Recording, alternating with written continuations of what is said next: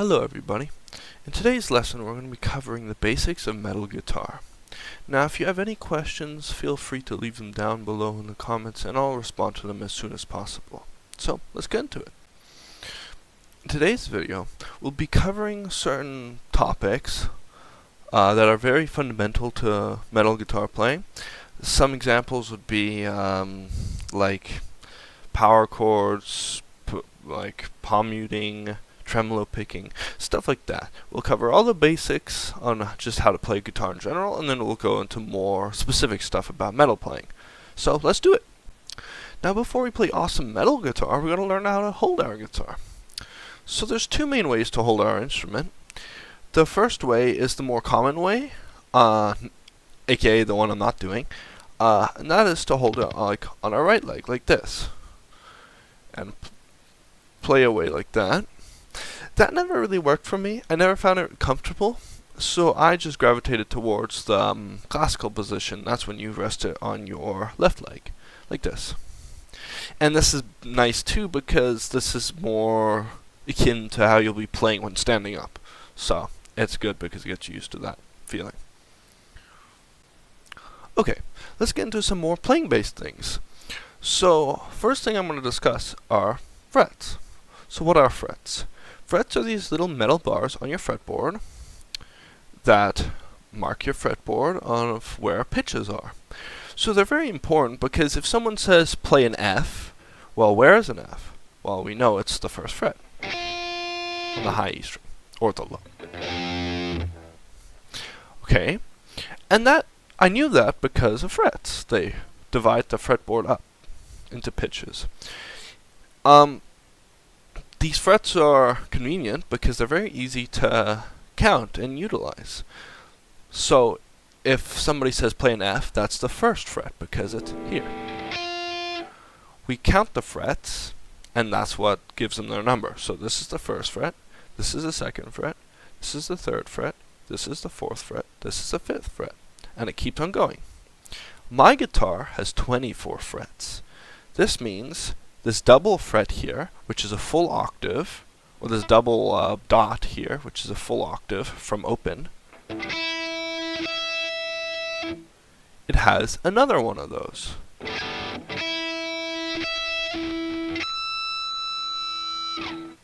Okay, most guitars have 21 frets, though.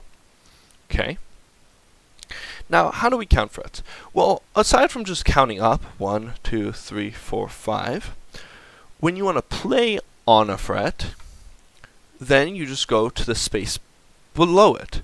Okay, so let's say someone says play the fifth fret. Okay, 1, 2, 3, 4, 5. Now it's the one below it, not the one ahead of it, the one below it. What worked for me better, honestly, is instead of counting the frets, because it's confusing, because, oh, fifth fret, where do I go? Here or here? I counted the spaces. 1, 2, 3, 4, 5. Okay. Now, while we're talking about frets, I will showcase and touch on fretboard markers. Different guitars have different ones. Some have like shark fins, which are like triangles. If you have like an Ibanez like gem, it'll have like crazy like vines and stuff. But most guitars just have these basic dots. These are very important because it basically is a roadmap telling you where you are. Okay? This first one is at the third fret. So if someone says play at the third fret, instead of going 1, 2, 3, you're like, oh, that's the first dot. Okay. And you play. Same with the fifth fret, the seventh fret, the ninth fret, the 12th fret, and so on. Okay. So these are basically just a way to tell you where you are. It's a shortcut. Now, after this double dot, which is the 12th fret, which I spoke about earlier, being the octave up repetition of the open strings, it just repeats.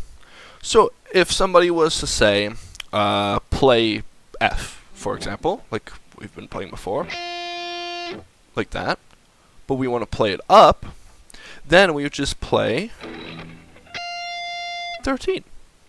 It just repeats, with this double dot being your new open string, but an octave higher. So, open, F, open, F, like that. Okay? Okay. Now we're going to talk about some metal-specific topics. Okay? So, the most important thing in metal rhythm playing is something called a power chord. A power chord is just a perfect fifth interval between your root of the chord. So let's say the 5th fret, whatever a fifth would be from that, which is always this. Okay, so to make a power chord on the 5th fret, we're going to go on the 5th fret, low E string, and on the 7th fret on the A string, or the second thickest string.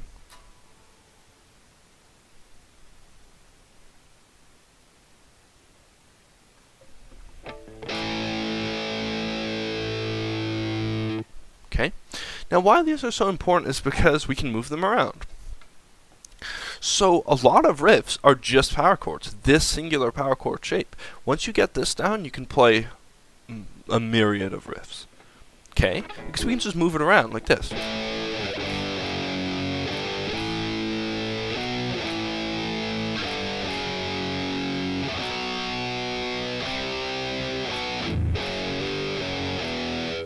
Okay?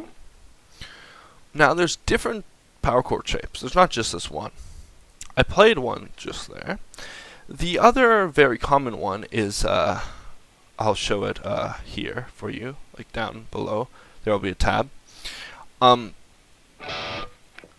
Is with the open E string, or thickest string, and any fret on the A string or second thickest string. So I'm doing the 2nd fret here. So open, 2nd. And when we play it together,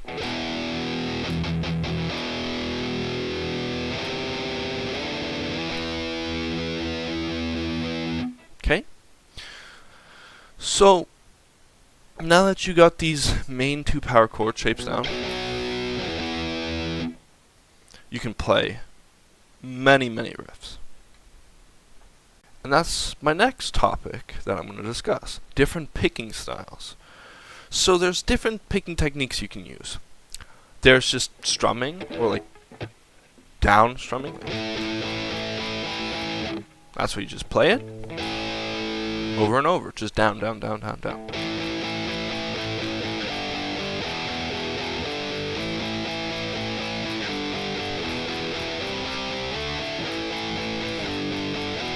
Like that.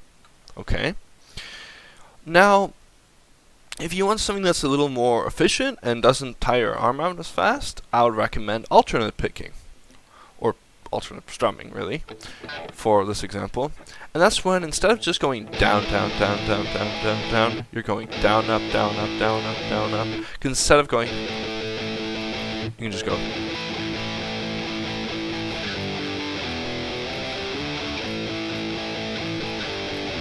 Instead of,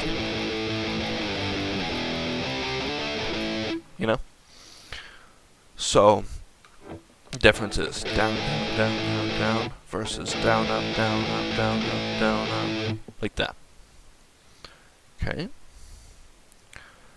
Now, if you want to take that to the next level, you can do it faster. So instead of, you can do something called Tremolo Picking. And that's when you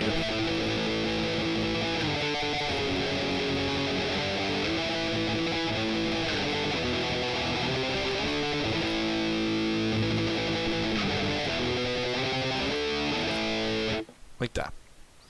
And that's just really fast alternate picking up and down. Okay? And the last picking technique I'm going to discuss is by far the most important one in metal, and that is palm muting. And that is this. So instead of playing you go.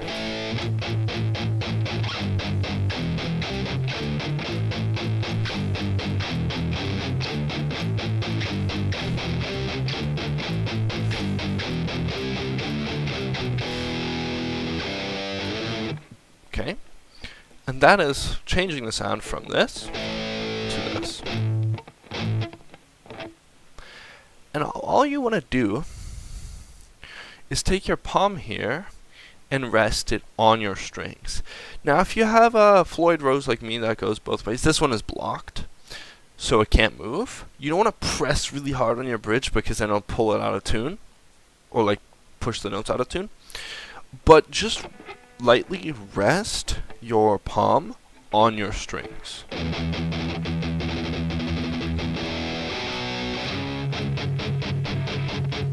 Like that. So basically, just take your palm, rest it on your strings, and you'll get a more muted sound instead of like that. Okay. Okay. Now, why learn these basic techniques? Because most riffs are just compiled of these. They don't follow just one or two, they combine them. So when you mix them together and you blend rhythms and different chords and picking techniques together, you get quite an interesting experience that really allows the musician to express themselves.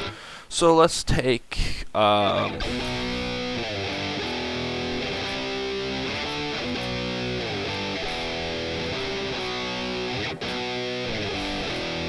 it's boring. So let's go.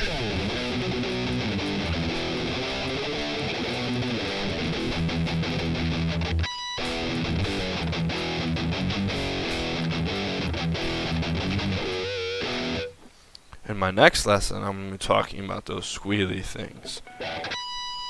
And that'll be fun. But for now,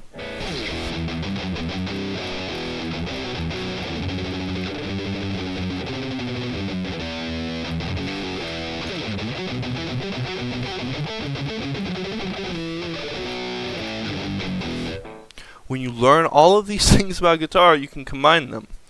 The trick is, the thing you gotta understand, that's the most important, is getting them down when you start.